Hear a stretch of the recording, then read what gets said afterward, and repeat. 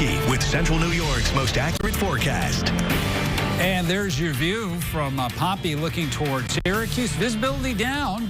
We've got a little bit of rain, a little bit of fog, and that's why it has that little murky look to it as you look north and west. The view from Auburn, the rain a little bit lighter right now, but you can see the wet roads from the rain that's been falling the last couple of hours, and still some dark skies to the west as we are watching for some more rain. So far, the rain really hasn't amounted to much.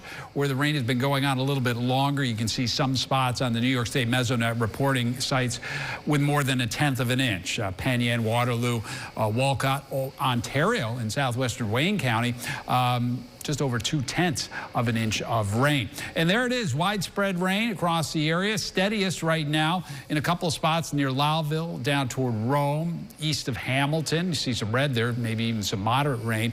And then back west of Syracuse, again, fairly light in Auburn now, but your rain will pick up as this moves in. And then back west of there, there's not much going on as far as precipitation.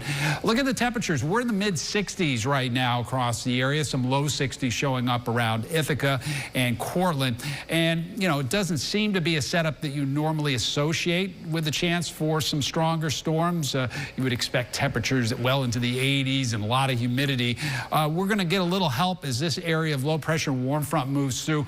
There's some stronger winds aloft. So even though the thunderstorms may be scattered in nature, any storm that does form over the next 4 to 5 hours could have some gusty, perhaps damaging wind, and also some hail. The threat through about 9 o'clock, so roughly through sunset, and then things will begin to wind down after that. So here's your timecast. We start at 7 o'clock in the evening, and you can see some of the thunderstorms west of Syracuse. And notice the scattered nature. Not everyone going to get a thunderstorm through the evening. By the time you got to midnight, showers and any lingering storms are off to the east, maybe a couple of showers still east of Lake Ontario through sunrise. Clouds as we start the day, and there's still a frontal system, a cold front that's got to move through. And so I'm going to keep the threat for a shower or storm in there tomorrow, but boy, even more scattered than what will happen this evening. By afternoon and evening, we've got some sunshine mixing in there. Temperatures do respond and get back into the 70s. So a high temperature tomorrow, probably around 78 here in Syracuse. You go farther north toward Oswego and Scriba, Mexico, Pulaski, Adams, Watertown, looking at temperatures upper 60s to low 70s for the high. And then heading into the weekend, fairly quiet as we mentioned. Dew points not too bad, so fairly comfortable here on Saturday, Sunday. Upper 50s to near 60. One of the big stories you'll see in the planning forecast, the heat, but also dew points in the low 70s. So here is that planning forecast. Saturday and Sunday, we're looking at sun and clouds, temperatures into the 80s, 87 on Monday.